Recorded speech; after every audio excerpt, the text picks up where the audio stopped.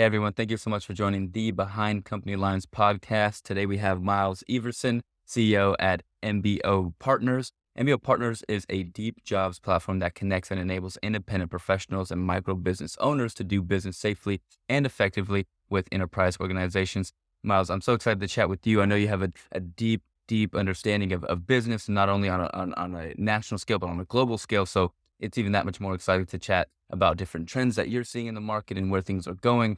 But before we get into all that, question about your past experience. What is globalize consulting? Because it sounds like a really big fancy term, but what are the mechanics behind creating relationships and consulting on a global scale and the people that you and companies that you've worked with?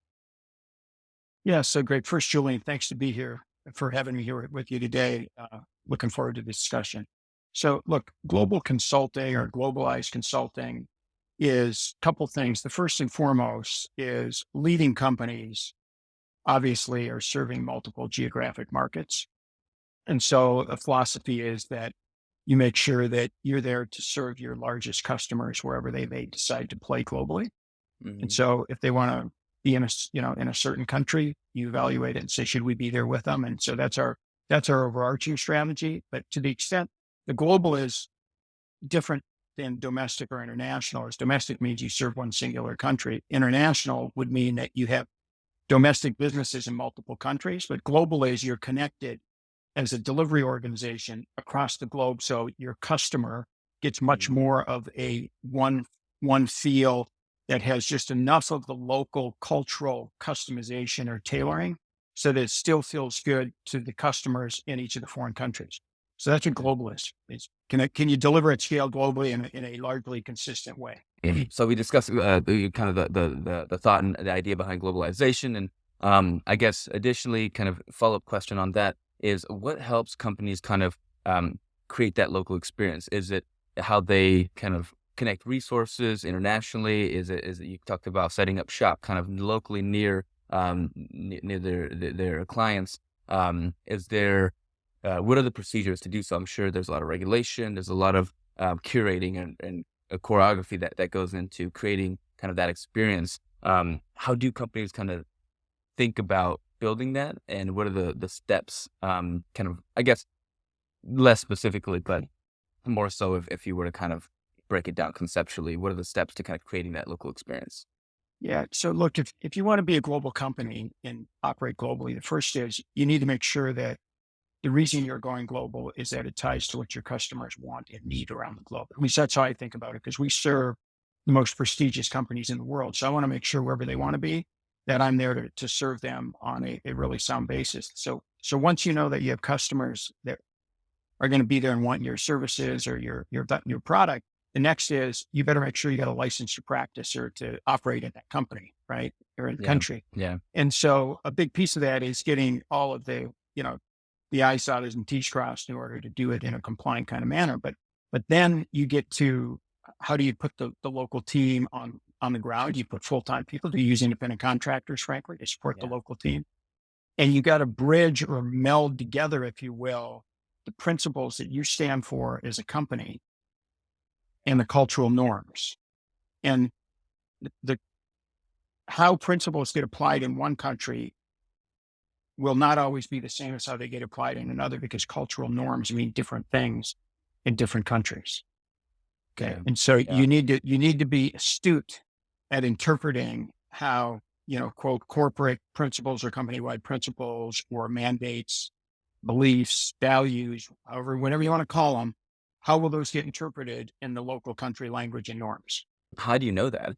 I guess my question is how do you have kind of people you're already working with on the ground? Is there a lot of research that goes into understanding the cultural norms? How much collaboration is there outside of your organization to gather the information that you need to make sure that companies are compliant, are within the cultural norms, and that the So, values of the company yeah. are also S- So a lot of it is experiential. Okay. But obviously there can be research done. But I'm going to give you a very practical example without naming a country. Okay. But if you're in the United States and one of your themes, which a lot of people have is their beliefs, values is we want to be trusted. Okay. In the United States, what trusted means is if you and I are in a car together and I ran a yellow light and hit another car, and the law enforcement came and said, Julian, was the light yellow when Miles went through it?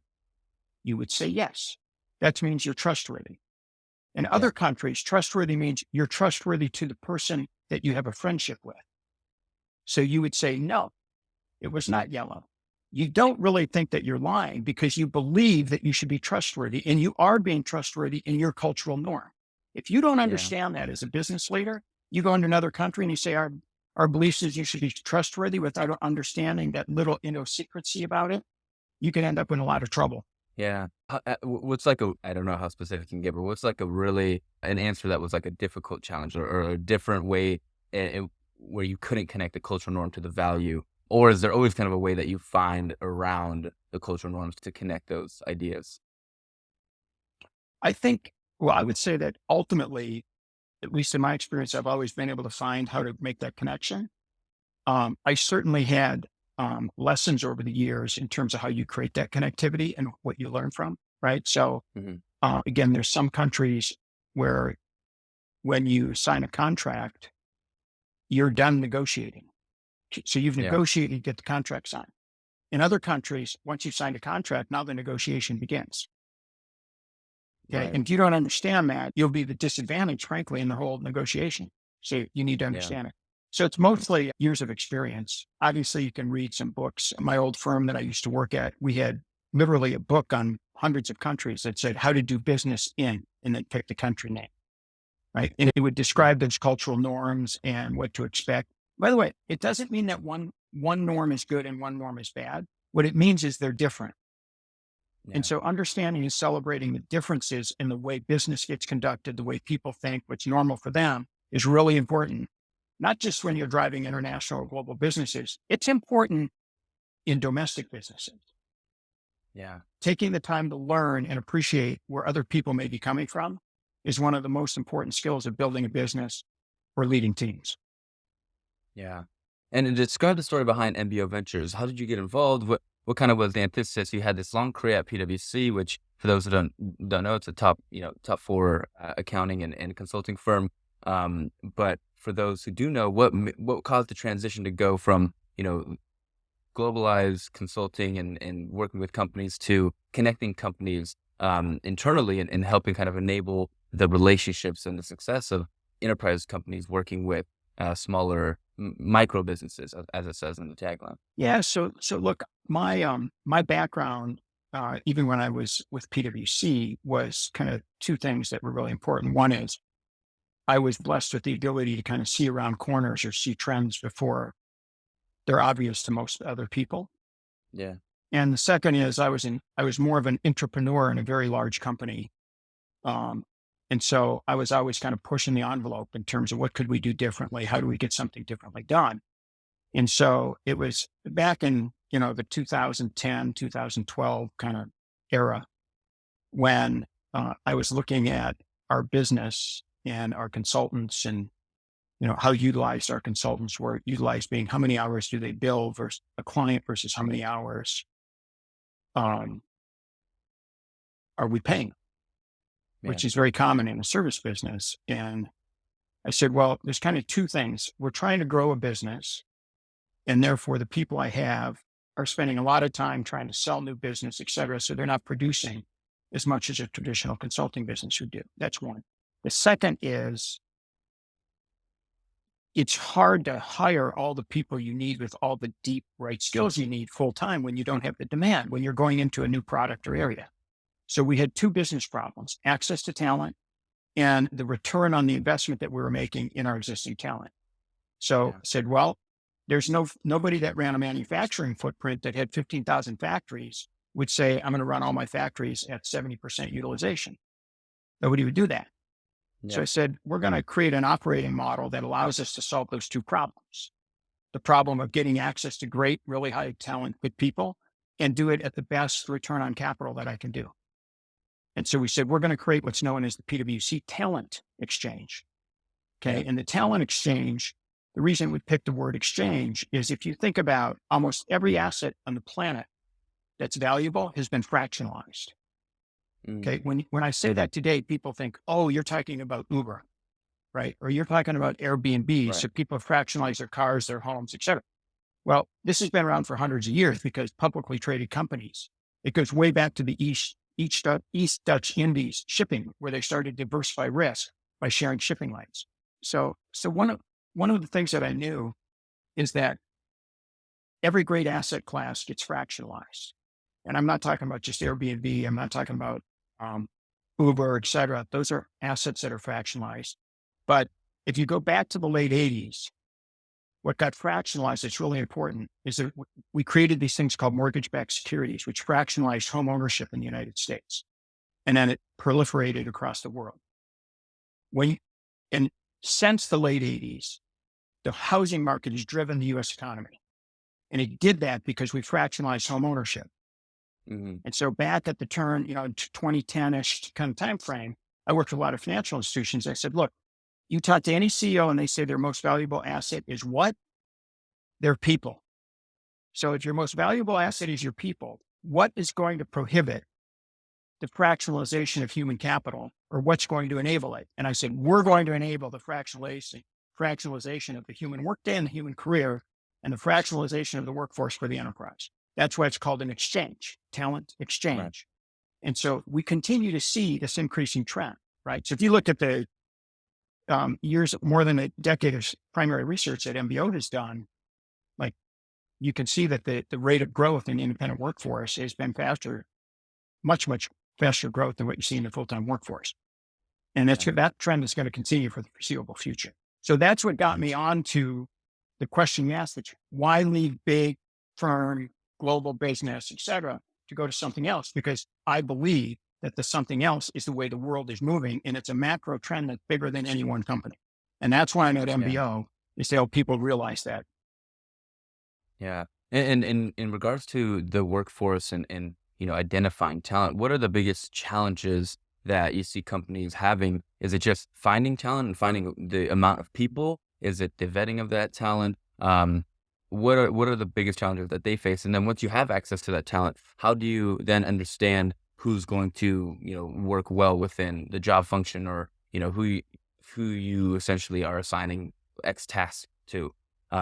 Which a lot of companies have this whole hiring problem and finding and getting resources that ends up being more costly than it is, beneficial.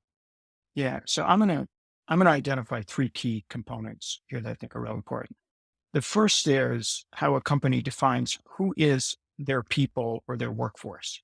And they need to open the aperture and they need to say that my workforce is any human that can add value and get work done at my company. It's not just my full-time employee base. So they need to define with a broader aperture, because by definition, you want to have access to all the available assets possible. So that's point number Yeah. one. Point number two is, we, at least in the area where I deal, which is in the high end talent, high end being white collar workers that are college educated for the most part. People like to work with people they know. And there's a myth that says if somebody's an independent contractor, I don't know them as well as I know a full time employee. I'm saying it's a myth, because if you're 45 years or younger in this country, you change companies every 4.1 years. If you're under 35, you change every 2 or 3 years. So do you really have a knowingness? So what we're doing with the independents is we're saying, if somebody can work 2 months, 3 months, 6 months, 8 months a year for a company, they'll be just as well known, if not better, than the full-time workforce after 5 or 6 years. Yeah. So you take care of the knowingness. And then the third big point is, can I get people that I need with the right skills? And what you find with independents, in many cases, not all, but in many cases, independents just want to do what they're good at. They don't want to spend time doing other administrivia, other programs that some manager thinks they should be doing. They just want to do what they love and have a passion for, right? And so, Yeah. can I just do that? So what you get is people that are really good at what they do and they love to do it, instead of generalists. And look, there's a place for both. I'm not saying this is either full-time Sure. or independent. I'm just saying that the role of the independent is taking on a lot more prominence in the fueling of company strategy than what it did, 5, 10 years ago. Yeah. And I'm always curious. You're, I think, the second or third founder who's not necessarily been the founder of the company, excuse me, the CEO. You haven't necessarily been the founder of the company, but moved into this position. Talk about that experience and that transition, and kind of for those who don't know, what is the what is the reality of the situation? Do you identify the different components of the business? Have you been working with MBO for a while, so you kind of are knowing of how it functions? What's that transition like, and how do So you get everyone bought into kind of your idea, your philosophy, and to continue moving the progress of the company forward? yeah, so the first is MBO and I became known to each other because MBO was the back office for the PwC talent exchange. So I was the customer, right? Got it. Yeah. Um, and then when I decided to go do something different, um, I spent time with Gene Zano, the founder of MBO, and we first built a friendship, and then we built a discussion around should we do something together. Yeah. And we were fortunate because Gene invited me to join the company. I invested in the company and I became the CEO and he became the executive chairman. Very often that doesn't work, Yeah. but he's a very gracious guy, smart, patient, and he was prepared to say, I've done a great deal of what I can do with this company. It's time to see if we can get somebody else that might be able to do something different with it. Yeah. So he was there as a consigliere to me, but he really gave me the opportunity to come in and immediately from day one start to put a sense of direction that says, we're going to turn this into a higher growth company. We're going to convert from being a services company to be a product company. And he was supportive of it. Most people that come in as the second CEO behind the founder don't have that luxury or gift. Yeah. Right. And so Yeah. that's a big part of it. And, part of that's luck, but part of it's also the diligence that Gene and I did on each other to say, could we work with this person? And Yeah. so then once you kind of get that, then it's getting focused on what are the principles that I believe make us successful. So at MBO, we have a set of beliefs because beliefs lead to behaviors, behaviors lead to culture. A lot of companies say, here's our culture. So they define the culture they want. But if you don't actually get the belief system down, you'll never get the culture because the culture is an outcome of beliefs and behaviors. And that's point number one. Yeah. So we nailed those. The second thing is we said, here's the 10 principles of success, mostly principles of success that I have that came from my experience. People might agree with them. They might not. But the reality is if you're at MBO, these are the things that we believe make us successful, make anybody successful in business. So can we agree that as we look at our company and we look at our interactions and behaviors with one another, we're going to apply those principles, the beliefs and the principles of success? And the answer is we did that. We review those every week with the entire, company when we do an all hands. So there's a lot of interaction between me Yeah. and everybody in the company. Some days that's probably good and some days it's probably bad. On balance, it's better. It's more good than bad. Yeah. Yeah. I love this idea. I want to dive into this concept a little bit. Moving from a service company to a product company. What does that mean? Are you introducing technology to kind of build a product? Are you just changing the messaging? Are you changing how you service your clients? What goes into the transition from service to product? Transition the company from a service company to a product company. Yeah. So the primary thing is how you philosophically think about the way the customer is going to consume the value they desire. Okay. And so somebody can say, I want to be able to contract 1,000 independent contractors each year. And you can do that through service, being a lot of human intervention and high touch human. Yeah. When you go more towards a product company, a lot of the things that would have gotten done by a human get done by technology, by data, by algorithms. And as long as the experience or the speed, which is part of experience, the delightfulness, if you will, for the end customer is better, you win, Yeah. right?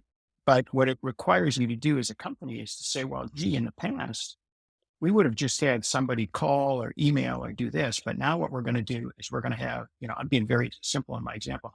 I'm going to have a chat bot that gives an immediate response, right? So it's all about the experience and reducing the friction that is involved in the legacy operating model that industry has operated in. That's what we do. Yeah. We take down friction and we enhance the experience, we therefore become more relevant to the customer. If you become more relevant to the customer, you're going to win the day. And in our case, we're doing it in a way that we're also less expensive than the way the traditional model of the industry has worked. Yeah. Right. So it's the Yeah. old faster, better, cheaper. Can I get you what you really want? Faster, better, cheaper than what you're used to doing. If you can do that, then you win. Yeah. I love the philosophical standpoint, but also it makes sense mechanically on it's almost like you work a process manually until you can automate it. And then as you create these little automations and this refined process, then the experience becomes very consistent. And in that they kind of, like you said, get it, better, faster and cheaper. Tell us a little bit about MBO now. Who are you working with? What are some of the key metrics that you're excited about in terms of growth, and then where are you leading into in the new year now that we kind of have a fresh, I don't know about a fresh start, but a continued, I guess, some, continued lifeline. Yeah. So look, I think it's always good to kind of step back and reflect and respond. So a fresh start, I'm entirely fine with, right? Because rarely are things truly just a fresh start from ground zero, but rarely is things just continue the same old thing for an extended period of time. You got to constantly reevaluate. So one of the things we talk about is the rate of change is accelerating. And because the rate of change is accelerating, your ability to self-reflect and adapt also has to be in more confined durations, if you will. You got to do it much, much more often than you used to. And so for 2023, we're excited about the fact that there is such an increasing amount of independence in terms of people that are choosing to be independent. And at the same time, just in the United States alone, we know there's twice as many job openings as there are people who are unemployed in this country. So we have, as a society, we have despite all AI, automation, everything else, all the fear that we're going to eliminate everybody's job, we have a human capital scarcity issue, not an abundance of human capital. And so what we're doing is we're helping people who are really good at a skill, what they want to do, the impact they want to have. We're helping them get matched with companies that are trying to find human capital in a human capital scarce environment. So that's kind of cool and it's fun Yeah. to make that Yeah. happen, right? Like if you don't believe in what you're doing, you should probably ought to go find something else. But hopefully you can tell from our conversation, like I'm really jazzed about what we're doing at MBO. Yeah. And we just continue to go after, trying to make that happen with reducing this friction that I'm referring to in the system. There's lots of points of friction in an Yeah. individual trying to work with a big company. And what are some So, of the biggest challenges that MBO faces today? so certainly one of the biggest challenges is, um, and so I think that the biggest challenges that we have in 2023 is how fast can we actually reduce the friction that exists in the system, right? I'll give you an example. I can't control how fast a government entity does a background check. So it tells me how long somebody's lived at an address or it tells me what their background check. It can take 2 weeks. We're working on ways to figure out how we can collapse that time because if you want talent on demand, like I want them now, I want them immediately. If you're not working with the governmental offices to figure out a solution that can work around that, you're never going to solve that problem. So we're solving that problem, right? Um, and for the independent, what independents want, for the most part, is they want to know where their next project's coming from. How are they going to make their livelihood for the next 12 months? So we increasingly increase demand from our enterprise clients by having them post what their needs are for whether it's a project or an individual job rec in our proprietary clouds of talent clouds, so that then our talent can say, "Oh, cool, I see that company ABC, which is a big name, has this need," so they get matched up there, right? And so, Right. you know, putting two different parties together so that they can both get a positive outcome is obviously what we like to do. And so for 23, it's more of that, and it's adding more and more product features to make that less friction filled. Yeah. Yeah. If everything goes well, what's the long-term vision for MBO? If everything goes well, we will be sitting here running probably the largest white collar workforce in the United States or in the world. And we won't own any of the talent. None of them are employees of ours, like full-time employees, but we're facilitating the ability for those people to do the work they love the way they want. And we're facilitating enterprises to get access to the talent they need when they want it on demand so that they can run a highly profitable wealth creating company. And Yeah. we'll just keep doing that. And I'll put it this way. If you do that, the rest will be, history, as they say. Yeah, yeah. I always like to ask this question. It's a little bit of a curveball, but if you weren't working on MBO, what would you be doing? I would be doing right now, I would probably be doing something, and I don't know precisely what, but in the area of longevity. Mm, So, one of my hobbies, if you will, I have a keen interest in health and longevity, and mostly because I just see that the innovation in that arena is just exploding in a positive way. yeah, And, and it ties to the work because if you're 20 years old in the United States today, you'll probably be working, if you're a white collar worker, you'll work well into your 80s. yeah, Um, but you'll get to have 4, 5, 6, 10 different careers you'll be good at. Possible, by the way, would be working and learning because I do believe that one of the best ways to have a long, fulfilling life and therefore career is to be healthy and to be a consummate, curious learner. yeah, So that if I wasn't doing something specific, I'd be learning something new and then I'd go do it again. So I'm not very good at yeah, sitting still. yeah. I could tell. This is a more recent question that has popped up. But what do you have any hacks for time management? Anything that you've used or that you've successfully done structurally in your day to day? Because I hear from founders time and time again, the one thing that they would want more is more time in their day, or more energy to So, complete the tasks that they so do. But what advice yeah, would you so, give them? so you just hit on my first key point, which is for me, I focus much more on what is happening with my energy than I do the amount of time Yeah, I'm spending because I can get a lot more done in less time if my energy is in the right place. Right. yeah, And so I have routines, I have morning routines. I have routines about how I think about what's in front of me. And I'm maniacal about getting off my plate what's not important to me. yeah, Okay. So I don't let other people dictate my schedule. And yeah, so, and my energy thing is some people think that that means all you do is you deal with the fun stuff. Some people think you deal with the fun stuff, which you do, but you have to deal with the stuff that's difficult and you don't want to deal with. yeah, Because if you don't, it just completely zaps your energy because you think about it and you haven't solved it. So yeah, you have to do, I describe it this way. Sometimes you have to be willing to do what is necessary, not just do what you want. yeah, Right. And yeah, knowing what's necessary and how that will recharge your energy to go do what you want to do is really important. yeah. And that's one of my key disciplines is, do what's necessary. So I have more energy to do what I want. Yeah.